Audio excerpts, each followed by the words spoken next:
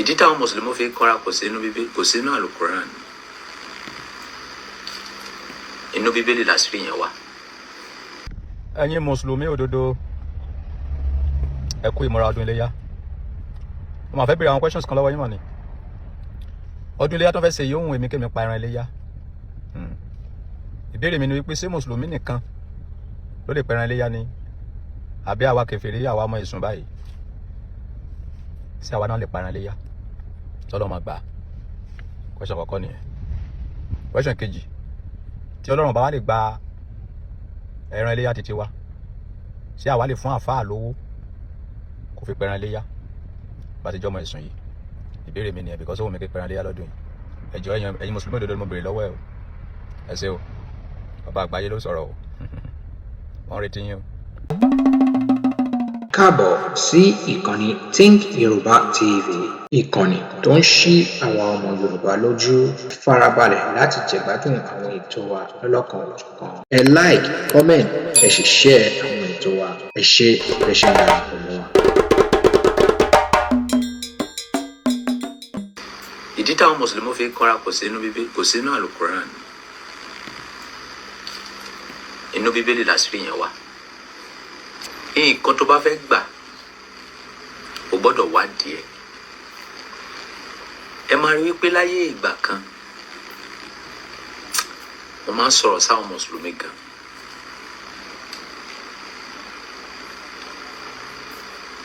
Ṣùgbọ́n mo wá jókòó máa wò ẹ̀ṣẹ̀ òdì kìí ṣàdédé ṣẹ̀.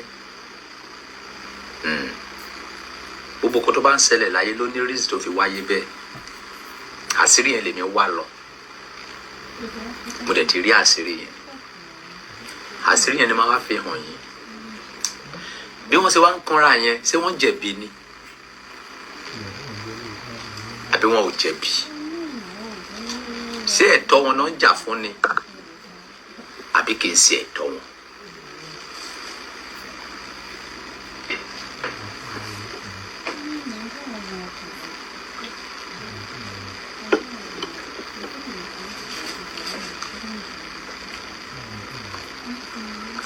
Láì fàkókò ṣòfò, láì dúró dé anybody. Àkórí ọ̀rọ̀ yẹn ni wípé kí ló dé tí àwọn mùsùlùmí fi kanra?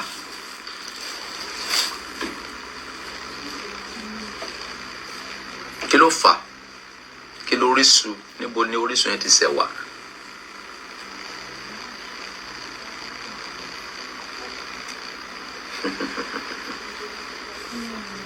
Gbogbo ẹ̀yin Kristẹni tẹ́ bá wà níbẹ̀ gbé Bíbélì yìí. Inú àṣírí ẹnu Bíbélì ló wà. Ṣé mọ̀ pé Bíbélì sọ fún wa wípé Èṣù àti Ọlọ́run ní misunderstanding. Bíbélì ò sọ àṣírí yẹn fún wa. Inú àlùkùránì làṣírí yẹn wà. Mo ti kọ́ yín nìyẹn. Gbogbo yín lẹ ti mọ̀ yẹn. Bọ̀ kí ló dé àwọn mùsùlùmí fi kanra? Ṣé bọ́ ṣe ń kanra yẹn? Ṣé wọ́n jẹ̀bi ni? Àbí wọn ò jẹ̀bi? Ṣé ẹ̀tọ́ wọn ló ń jà fún ni àbí kìí ṣẹ̀tọ́ wọn? Ẹ jẹ́ ká lọ gbọ́ ìdí tó ṣe ń kanra. Ẹ padà sínú ìwé Genesis chapter 16.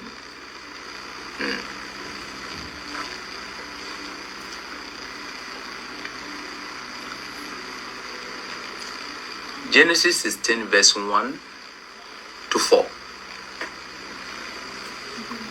Ẹ jẹ́ ká farabalẹ̀ gbọ́ ẹ̀kọ́ náà.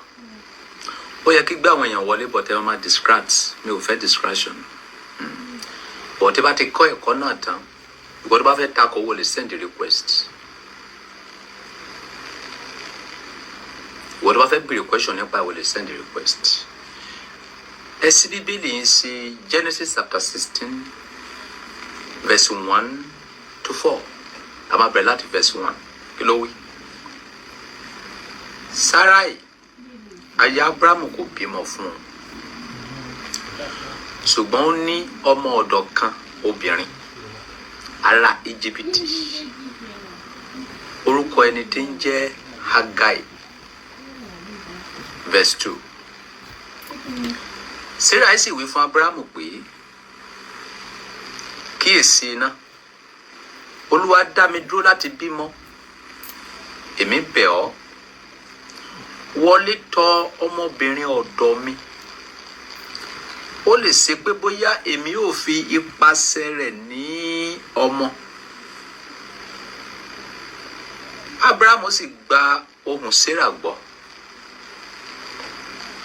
Sarah aya Abrahamu sì mú Hagai ọmọbìnrin ọ̀dọ̀ rẹ̀ ará Egypt náà lẹ́yìn ìgbà tí Abrahamu gbé ilẹ̀ Kénáánì ní ọdún 10. Ó sì fi fún Abrahamu ọkọ rẹ̀ láti máa ṣe aya rẹ̀. Ó sì wọlé tọ̀ Hagai, ó sì lóyún. Nígbà tó rí i pé òun lóyún, olúwa rẹ̀ obìnrin wá di gígàn ní ojú rẹ̀. Kọ́kọ́rọ́ wo la fẹ́ fàyọ níbẹ̀? Nǹkan Bíbélì sọ fún àǹfààní ẹ̀yin tí ẹ gbọ́ ọ̀kan tí mo ń kà látàárọ̀. Sarah ò bímọ. Ó wá mú ọmọ ọ̀dọ̀ ẹ̀, ó wá fún ọkọ ẹ̀ pé kó dó, kó lè lóyún. Nǹkan tí Sarah ṣe yẹn, ìjẹ́ wọ́n béèrè lọ́wọ́ ọmọ ọ̀dọ̀ yẹn wípé ó láìkì Abrahamu àbí kò láìkì ẹ̀. Táwọn fẹ́ treat kéèsì yìí nísìn, tipátipá ti kúkú ló fi Hagai ọmọ iṣẹ́ ẹ̀ fún ọkọ ẹ̀.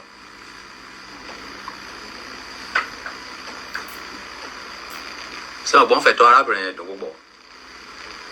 Kì í ṣẹni tó mú láti fẹ́ ló fẹ́, wọ́n fún ni by fire by force torí pé wọ́n ò bímọ. Ó wá mú ọmọ ọ̀dọ̀ ẹ̀ fún ọkọ ẹ̀ pé kó dó, kó lè lóyún, kó lè ní ọmọ láti pàṣẹ. Kẹ́ bá lè mọ̀ wípé inú Hagai ò dùn sí i. Bíbélì wa sọ fún wa wípé nígbà tí Hagai lóyún tán, ọ̀gá ẹ̀ wá di gígàn lójú ẹ̀. Nígbà tí ọ̀gá ẹ̀ wá di gígàn lójú ẹ̀, Sarah ẹsẹ̀ wá sọ wípé ó ẹsẹ̀ wá sọ fún ọkọ ẹ̀ wípé kí wọ́n lé Hagai àti oyún inú ẹ̀ kan lè jáde kúrò nínú ilé. Ṣé rí wípé Sarah dá arábìnrin yẹn lóró púpọ̀? Ṣé rí wípé Sarah fọwọ́ ọlá gbá arábìnrin yìí lójú púpọ̀? Nígbà tí Sarah wá lè kó nínú tán, Bíbélì wa kọ síwájú lọ́hùn wípé áńgẹ́lì wa yọ sí Hagai wípé kó má bẹ̀rù, wípé ọmọ tó máa bí nínú ẹ̀ yẹn, wípé òun náà olóyè ńlá ni, wípé ọwọ́ ẹ̀ máa wà ní ọrùn àwọn arákùnrin rẹ̀, wípé ọmọ náà máa jẹ́ oníjàgídíjàgan.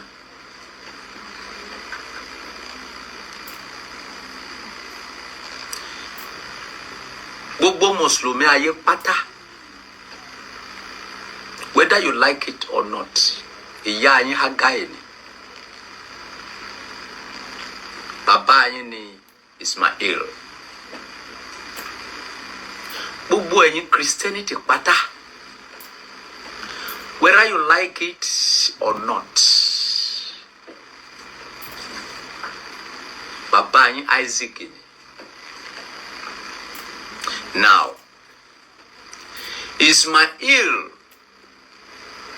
òun ló wá lànà fún Sarah tó fi bí Isaac.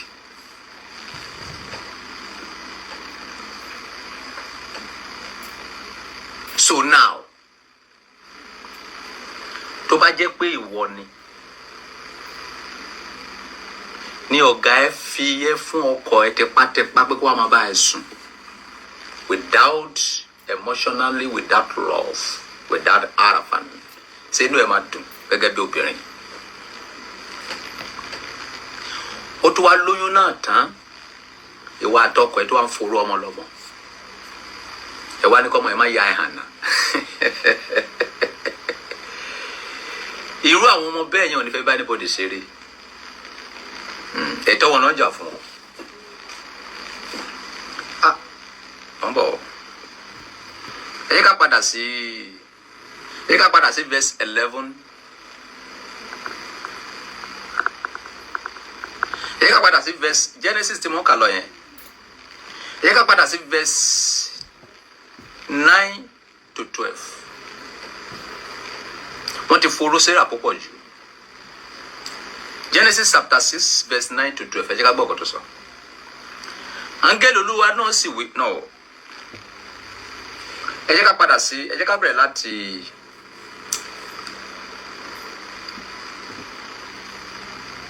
okay. Ẹ má worry, ẹ jẹ́ ká máa kábọ̀ láti bẹ̀rẹ̀ kí ìtàn yẹn lè yé wa dáadáa. Níbo la kàdé lẹ́ẹ̀kan verse 4.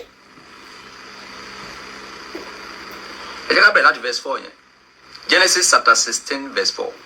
Ó sì wọlé tọ̀ Hágáì, ó sì lóyún. Nígbà tó rí pé òun lóyún, olúwa rẹ̀ obìnrin wá di gígàn ní ojú rẹ̀. Verse 5. Sarah sì wí fún Abrahamu pé ẹ̀bi mi wà lórí rẹ̀. Ó sọ fún ọkọ ẹ̀ bẹ́ẹ̀. Èmi ni ó fi ọmọbìnrin ọ̀dọ̀ mi lé. Èmi ni ó fún ọ ní ọmọbìnrin ọ̀dọ̀ mi ní aya. Nígbà tó rí pé òun lóyún, mo di ẹ̀gàn ní ojú rẹ̀. Kí Olúwa kó dájọ́ láàrin tèmi tirẹ̀. Verse 6. Ṣùgbọ́n Abraham wí fún Sarah pé, wò ó, ọmọ ọ̀dọ̀ rẹ wà ní ọwọ́ rẹ. Fi ṣe bí ó ti tọ́ ní ojú rẹ. Nígbà tí Sarah sì foró rẹ̀, ó lọ kúrò lọ́dọ̀ rẹ̀.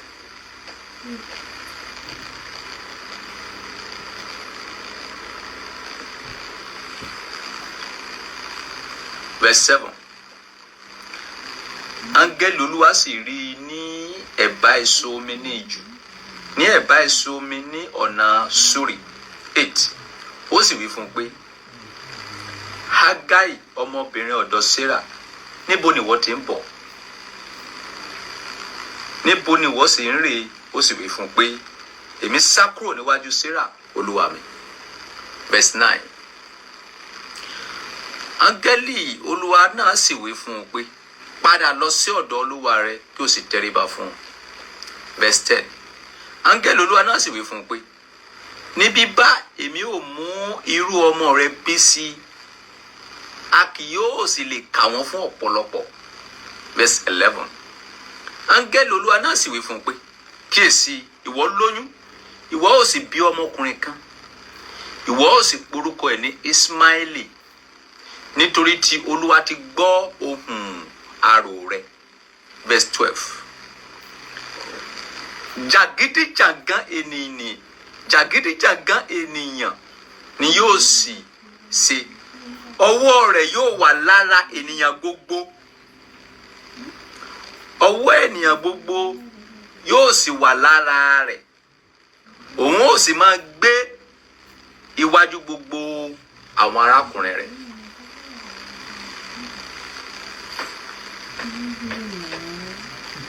Sẹ́rí pé ẹ̀tọ́ wọn náà jà fún. Tó bá jẹ́ pé Ismail ni, wọn ò ní bí ẹ̀yin Kristẹni o. Because Isaac ò ní wá sáyé, Ismail ló lànà fún Isaac tó fi wá sáyé. So now, ẹ̀yin Kristẹni, màá wá bèrè question lọ́wọ́ yín. Ṣé Abraham béèrè lọ́dọ̀ Ọlọ́run kó tó dìpò dó Hágáì? Nígbà tí ìyàwó ẹ sọ pé kó wá máa dó Hágáì yẹ.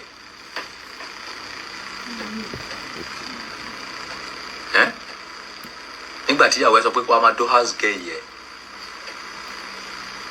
Ṣé Abraham béèrè lọ́dọ̀ Ọlọ́run kó tó ṣe? Ṣé inú dídùn Hágáì ló fi gbà pé kí Abraham dó o? No. Ibi tí ìkanra ti wọ́ wá nìyẹn. Ẹ̀yin lẹ́sẹ̀ wọn o. Abraham àti Sarah ló ṣẹ̀ Hágáì o.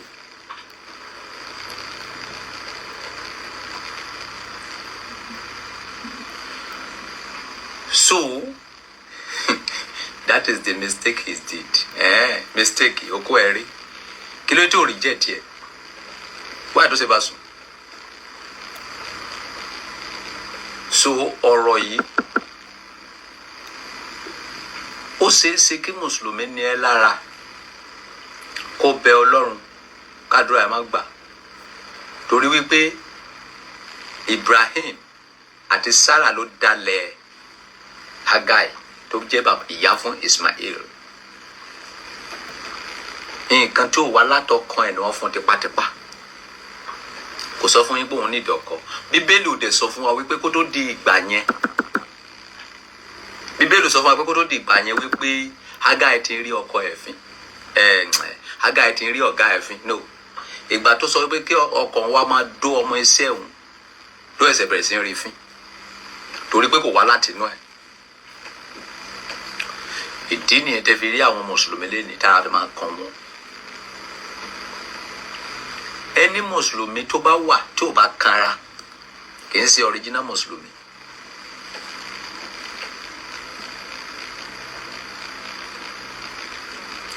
Because ní ìbẹ̀rẹ̀ pẹ̀pẹ̀ wọ́n fi ẹ̀tọ́ wọn dùn wọ́n. Wọ́n fi right wọn dùn wọ́n. Yes. So now, ìbéèrè 1 million naira tẹ́ lùsì ní. Torí mo rí pé gbogbo ìkan wà ẹ̀sùn látàárọ̀. Mo mọ̀ pé question tí mo béèrè ẹ̀ ní lè dáhùn ẹ̀ because eléyìí tó jẹ́ mùsùlùmí nínú yín Quran nìkan ló kà. Eléyìí tó jẹ́ Kristẹni nínú yín Bíbélì nìkan ló kà. Tó bá ń ka Bíbélì nìkan, òye ayé ò lè yí ẹ. Tó bá ń ka Bíbélì Quran nìkan, òye ayé ò lè yí ẹ. Àwọn ànsà kan wà, àwọn ìbéèrè kan wà tó máa béèrè lọ́wọ́ Islam tó yẹ pé Bible ló máa dáhùn ẹ̀ tí ò sí nínú Al-Quran. Irúfẹ́ ìtàn Hagai tí mo ń sọ lọ́wọ́ ẹ nísìn wípé Hagai fi ọkọ ẹ̀ fún Abrahamu yìí kò sí nínú Al-Quran. Inú Bíbélì ló wà. Irúfẹ́ ìwà tí èsùn hù tó fi di ẹni òfò níwájú Ọlọ́run kò sí nínú Bíbélì, inú Al-Quran ló wà. So àwọn ìtàn kan wà tó deep tó yẹ kó wà nínú Bíbélì tó jẹ́ pé inú Al-Quran ló máa ti rí. Àwọn ìtàn kan wà nínú Al-Quran tó deep tó jẹ́ pé inú Bíbélì ní ànsà ẹ̀ wà. Now, nǹkan tó fà tó fi kanra nìyẹn.